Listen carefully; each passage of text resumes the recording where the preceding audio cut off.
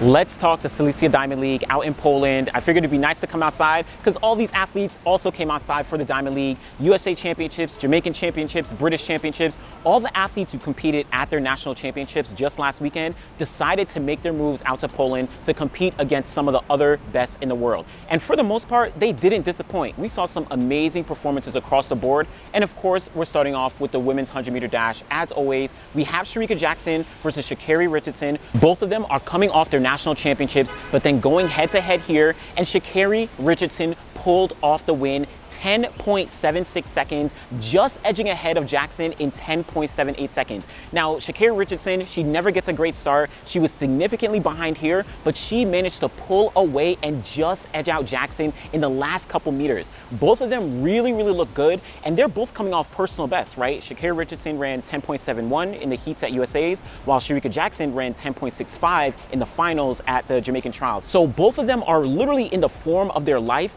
but this is big implications.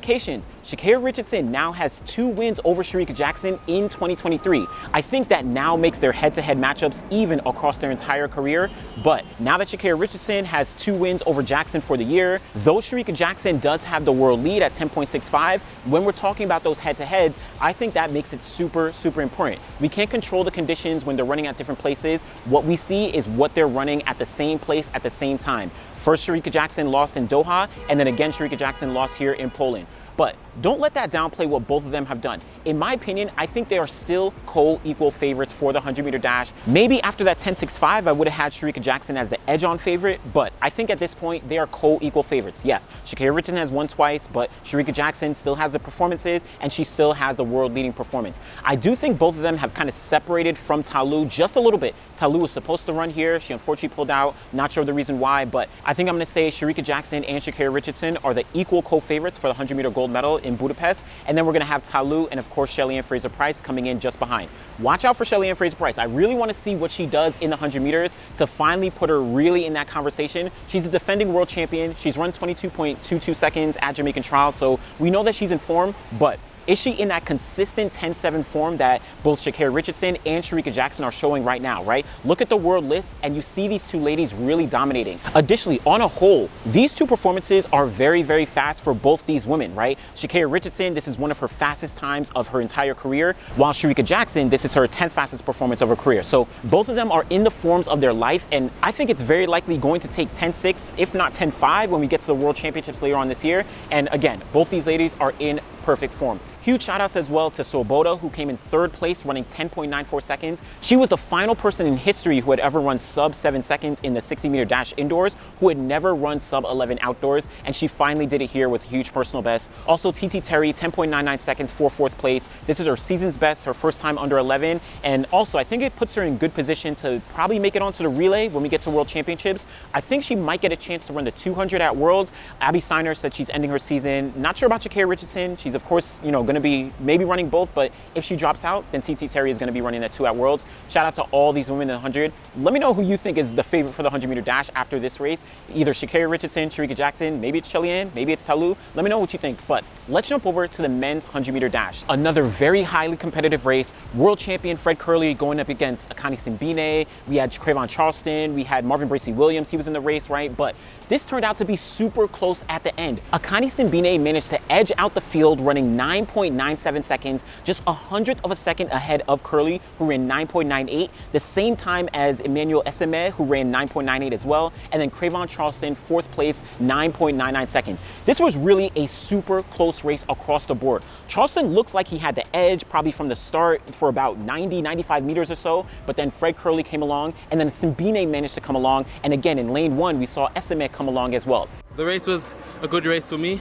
I feel like I didn't run actually, but just happy that I got out and I came out with the win, and I'm just continuing my good form and good shape building up to the World Championships. Now, a lot of implications here. I think a lot of people are going to say, oh, the entire field is open, right? Fred Kerley is no longer the favorite.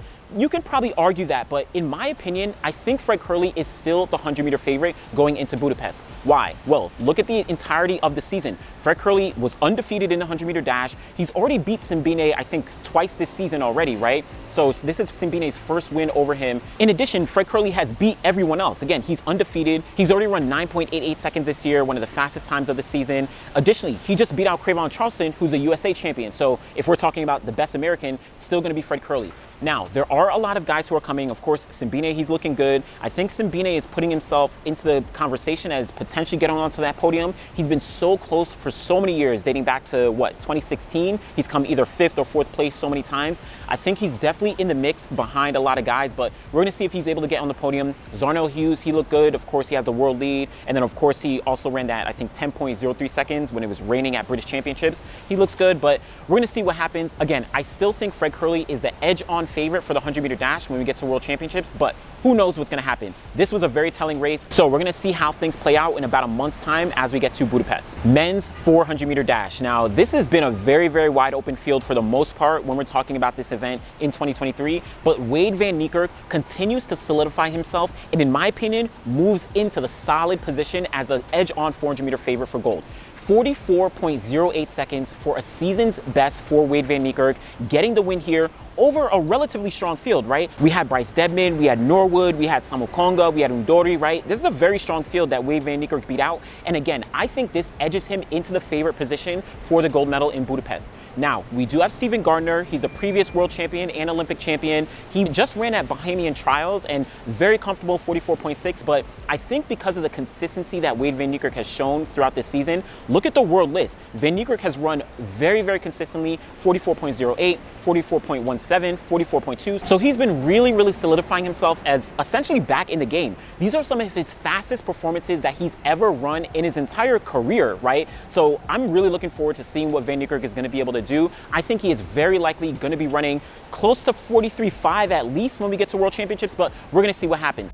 Yeah, it feels good to have a record after a meeting again. So that means we're moving into a positive direction. So I just want to use this energy now moving forward. Yeah, I think next shift is towards London, the Diamond League. Then we can start visioning towards Budapest. But at the moment, I think it's a positive direction going forward, and let's see where it goes. Just behind him, again, we did see Undori, 44.61 for second, but Alisson dos Santos, huge performance for him, 44.73 seconds. Now, we know him as a 400-meter hurdler, but his personal best in the 400 flat is 44.5 seconds. So if Dos Santos is only 200th of a second off his personal best, that means in the 400-meter hurdles, he is very likely in sub 47-second shape, and that means he is in the mix to not only get back on the podium, but potentially challenge Benjamin and Warholm for some of those top spots. Now, we're gonna see Warholm, Benjamin, and Dos Santos all running the 400-meter hurdles in Monaco next weekend. Benjamin said he might not run, we're still gonna see, but this is going to be an amazing matchup. Dos Santos is in very, very good form. Look out for him.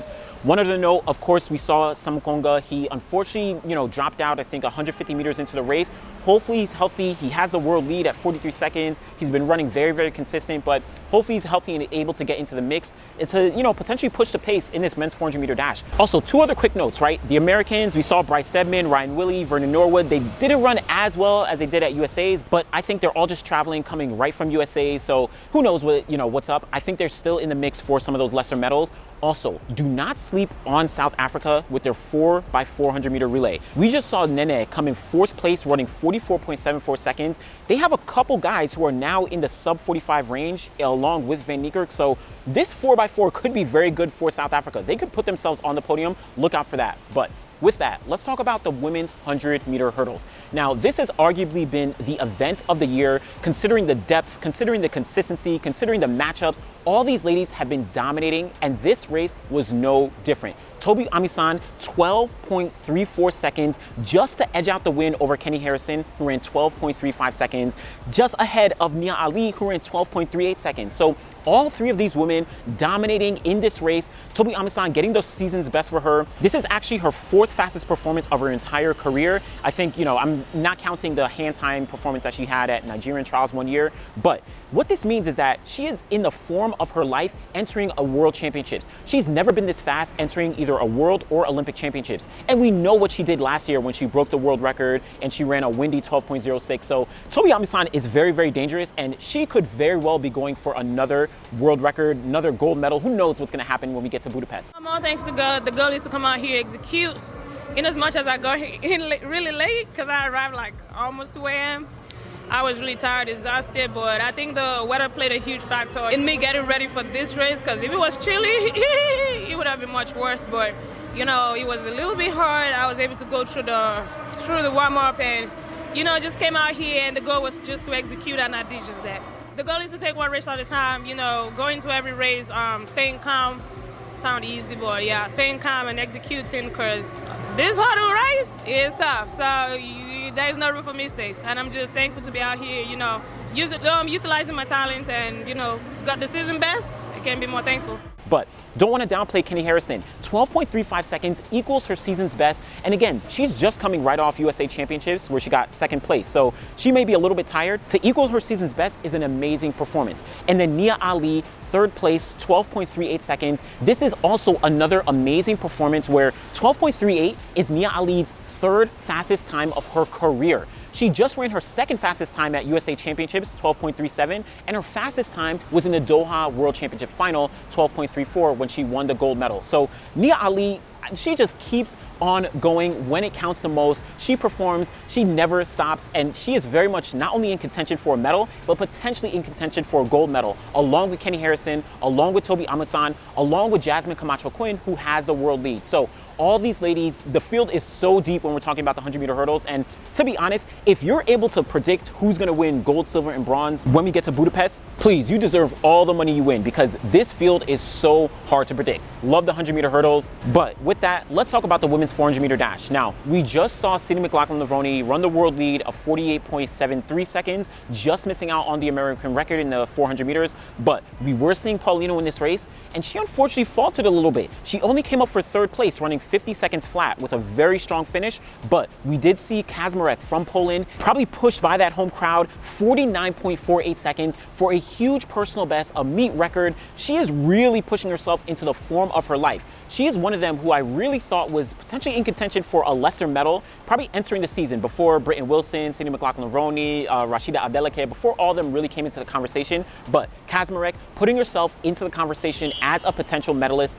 This is a really huge performance for her. But just behind her, Lieke Klaver, another personal best, 49.81 seconds, also now putting herself in the conversation for potentially one of the lesser medals. I think that these two women are really, really showing up when it counts and progressing with the season to really time themselves perfectly at the World Championships. Now, Paulino, she finished 3rd place, again, 50 seconds flat. She didn't get a good start, as she normally would have. She was significantly far behind, when we're talking about at 200, at 300, but I don't think that this kind of dismisses what she's already done this season. She's already run 48.9. She's already run 44.1. She's beat out Sydney McLaughlin-Levrone in Paris, right? I don't think this one race really diminishes her standing. In my personal opinion, I still think that she's probably the equal, if not edge-on favorite for the 100-meter gold medal. Why? Well, think about it. This is one single race, just like in Paris when Sydney McLaughlin-Levrone lost. It was just one race. She was able to improve upon things. Additionally, look at last year. If you remember, Shauna Miller-Weibo actually lost. I think she finished 3rd place at the Doha Diamond League early in the season. She then went on to win the gold medal at World Championships. And again, Paulino still has run 48.98 seconds early in the season. That's not too far off what Sydney McLaughlin-Levrone did at the USA Championships. Granted, I do think both of them have a lot of potential. I just don't want us to downplay what Paulino has done and is capable of based on this one single race. Now, I may get a lot of hate for this, right? Sydney McLaughlin-Levrone is, of course, a once-in-a-generation talent. She has so much potential. She just started running the 400. But in my personal opinion, I still think Paulino and Sydney McLaughlin-Levrone are probably the edge-on favorites for the 400 meters right now going into Budapest. But next weekend, We're going to see Sydney mclaughlin-Levrone running, I think, with Britton Wilson. I think Adeleke, I think Nasser might be in that race in Monaco. So who knows? She may drop something amazing and then shut out my opinion. But that's the women's 400-meter dash. We're going to see how things play out for the rest of the season. But let's talk about those field events. Women's triple jump. Yulimar Rojas in the field with the rest of the competition. She delivered when it mattered most. 15.18 meters to get the world lead. She already had the world lead of 15.17 meters, so just a centimeter ahead of what she had already done, and this was on her final jump. Throughout the series, she had jumped 14.8 and then 14.7, so to get 15 meters on her final jump, she still has, a couple things to work out. She's not jumping those, 15.5s and 15.6s, 15.7s, whatever she's jumped, throughout her entire career, but she is proving that she is still the most dominant triple jumper in the event right now and in history, right? So Yulimar Rojas going for another gold medal at the World Championships this year. Just behind her, we did see Marina Beck-Romanchuk come up for second in 14.70 meters, and then Perez Hernandez came up for third in 14.67 meters. So it really shows that Yulimar Rojas, when she's in the field, she controls the field. Some of these women, right, Marina Beck-Romanchuk, she's jumped 15 meters before. Perez Hernandez, she's jumped 14.9 before. But Yulimar Rojas is able to control the field and set the standard for what is possible. She did that here, and we're definitely going to see what happens when we get to the Budapest World Championships. So that's the Silesia Diamond League, another high-quality Diamond League, especially considering that we've seen, all these athletes coming off their national championships just this past weekend. But let me know what your favorite performances were, and also what were some of the implications coming out of this meet, right? Shericka Jackson versus Sha'Carri Richardson in that 100 meters, Fred Curley in that men's 100 meters, the men's 400 and the women's 400 with Wade Van Niekerk and Marlita Polino, right? Let me know in the comments below. Be sure to like the video, subscribe to the channel. Back again next time. Thanks for watching.